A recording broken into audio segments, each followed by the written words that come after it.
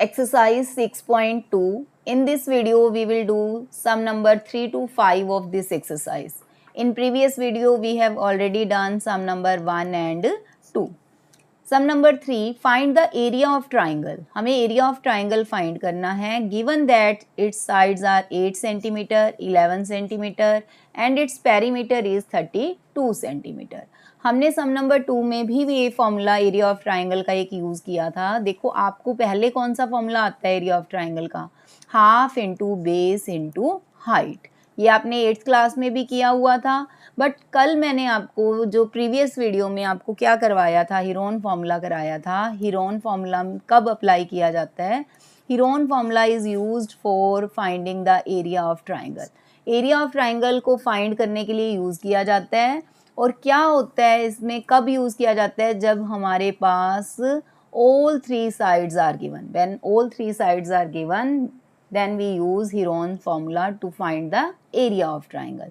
अब देखो यहाँ पर फर्स्ट साइड 8 सेंटीमीटर दे रखी है, उसे हम A से डिनोट करेंगे 8 सेंटीमीटर.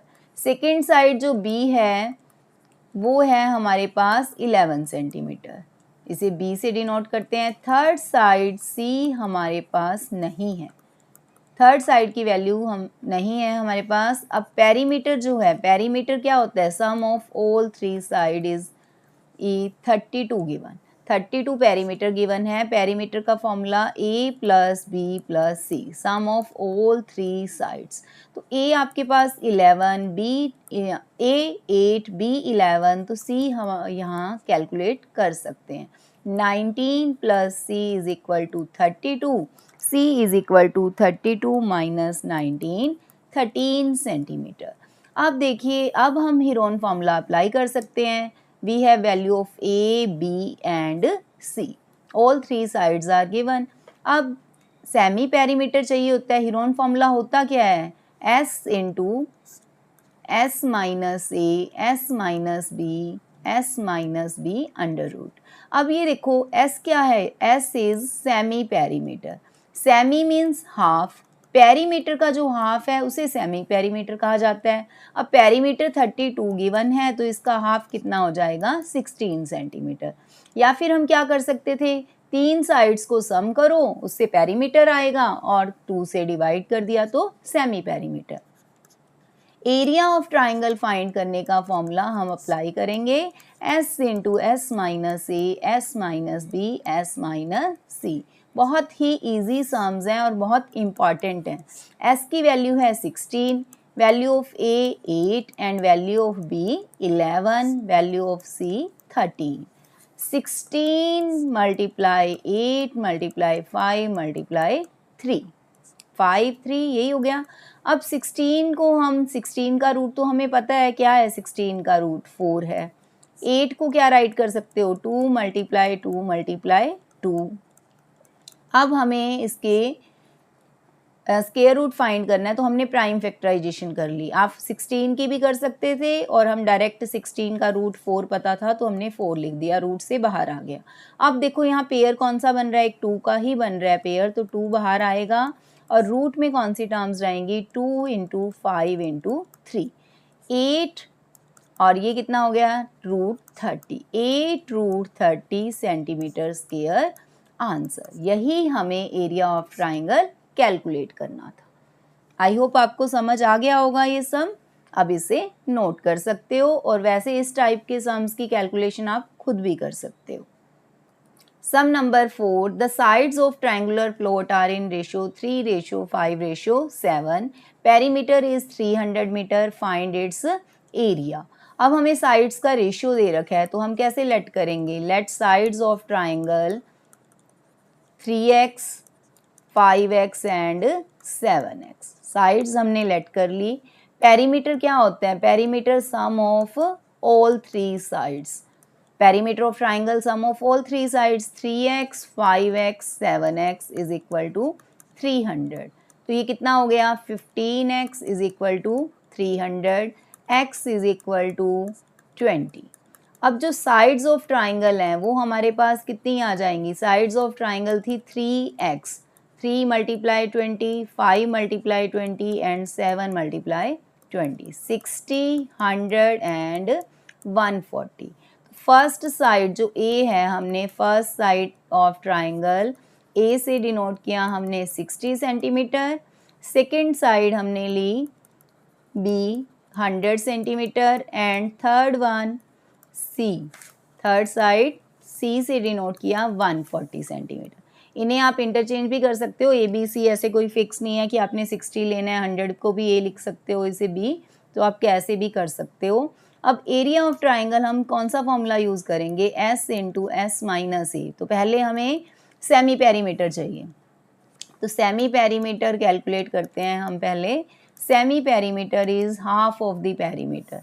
तो जब आपके पास पेरीमीटर गिवन ही है तो उसका डायरेक्ट ही हाफ कर दो, या फिर आप तीनों साइड्स का सम करके 2 से डिवाइड करते तो भी सेम आंसर आता। अब एरिया ऑफ ट्राइंगल का फॉर्मूला क्या होता है, S into S minus A, S minus B, S minus C under root. S value of S 150, value of A 60, value of B 100 and value of C 140। 150 multiply, ये कितना हो जाएगा 90, then 50 and then 10। अब आपको इसकी square root find करना है, तो आप बिल्कुल प्राइम फैक्टराइजेशन से भी कर सकते हो, और डायरेक्ट अगर आप इसमें से एक बार 10 सेपरेट करो तो थोड़ा सा छोटा हो जाएगा हमारा सम। अगर इसे ऐसे करें, देखो 10 सेपरेट कर लिए हमने, तो पेयर ही बनाने होते हैं। अब ये देखो, इन दोनों 10 ने एक पेयर बनाया तो बाहर आ गया ये रूट से, ये दोनों 10 एक पेयर बना रहे हैं, ये भी बाहर आ गया। 9 का रूट हमें पता ही है कि 3 होता है। अब रह गया एक 15 और एक 5, तो 15 को हम लिख लेंगे 5 इंटू 3 और एक 5 यहाँ है, तो एक पेयर हमारा A55 से बन गया। तो ये कितना हो गया 100, 300 इंटू 5 और रूट में रह गया 3, तो ये कितना हो गया 1500 रूट 3 मीटर स्क्वायर। आप प्राइम फैक्टराइजेशन भी कर सकते हो कि आपने पूरा ही प्राइम फैक्टराइजेशन कर ली इनकी, उससे भी ठीक है, और अगर जैसे मैंने किया है ये भी आपको समझ आ गया तो आप ऐसे भी कर सकते हो। हाँ जी, next sum number 5, one diagonal of rhombus is twice as long as other diagonal. Rhombus का एक डायगोनल, पहले तो बताइए कि रोम्बस क्या होता है। Rhombus is the quadrilateral in which all 4 sides are equal. Rhombus में क्या होता है, ऑल 4 साइड्स इक्वल होती हैं। अब हमें क्या बोला हुआ है कि एक डायगोनल जो है वो ट्वाइस है सेकंड अदर डायगोनल का। If rhombus has area 128 centimetre square, find the length of shorter diagonal. तो लेट करते हैं हम, let shorter diagonal x। Shorter diagonal को हमने क्या लेट किया x, तो लॉन्गर डायगोनल उसका ट्वाइस दे रखा है, तो लॉन्गर डायगोनल कितना हो जाएगा 2x। अब एरिया ऑफ रोम्बस हमारे पास क्या गिवन है, एरिया ऑफ रोम्बस है 128 centimetre square. Area of rhombus का फॉर्मूला होता है half into d1 into d2। First diagonal d1 and second diagonal d2। अब d1 की वैल्यू कितनी है x, d2 कितना है 2x, और अब हमें इसकी कैलकुलेशन करनी है, कितना हो गया ये x स्क्वायर 128। अब स्क्वायर हटाने के लिए रूट करेंगे बोथ साइड, तो ये x is equal to root 128 आ गया। तो हम इसकी प्राइम फैक्टराइजेशन करेंगे। इसके बाद देखो प्राइम फैक्टराइजेशन हमने की तो हमें पता ही है कि 64 का रूट तो 8 होता है, और अगर आपने पूरा सॉल्व करना है तो हम पूरा भी सॉल्व कर सकते हैं, ठीक है, वो आपकी चॉइस है। तो 1 2 3 4 5 6 7, 7 टाइम्स 2 आ गया यहाँ पर। तो 7 टाइम्स 2 जब आ गया तो पेयर, ये देखो 1 पेयर 2 पेयर 3 पेयर, 3 पेयर बन गए और 2 हमारा रूट में रह गया, तो ये आ गया 8 रूट 2। हमसे शॉर्टर डायगोनल ही पूछा था, तो शॉर्टर डायगोनल कितना था, शॉर्टर डायगोनल था x, तो x की वैल्यू कितनी आ गई 8 रूट 2 सेंटीमीटर। और आप कैसे कर सकते थे, इसे आप लिख देते 2 इंटू 64, 64 का रूट तो पता ही है हमें 8, तो 8 रूट 2 डायरेक्ट भी कर सकते थे। आई होप आपको ये 3 सम्स अच्छे से समझ आ गए होंगे। सम नंबर 5 तक हम कंप्लीट कर चुके हैं। नेक्स्ट वीडियो में हम आगे के क्वेश्चंस करेंगे। हाँ जी, अब आज का मेरा क्वेश्चन है आपके लिए कि आप बताइए कि रोम्बस एंड स्क्वायर में क्या डिफरेंस होते हैं। मेरा क्वेश्चन है, ट्रू और फॉल्स बताओगे आप। मैं एक स्टेटमेंट आपको लिख रही हूँ, एवरी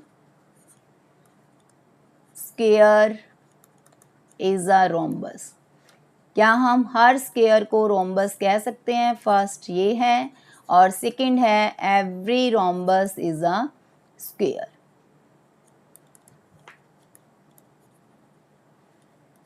हाँ जी, ये दो क्वेश्चंस हैं मेरे लिए, मैंने आपसे पुट किए हैं। ट्रू और फॉल्स बताना है आपने। Every square is a rhombus, true है या फॉल्स, और सेकंड है every rhombus is a square. अगर आपको वीडियो अच्छी लगी है, सम्स आपको समझ आए हैं, तो वीडियो को लाइक कीजिए, चैनल को सब्सक्राइब कीजिए। Thanks for watching. Thank you प्यारे बच्चों।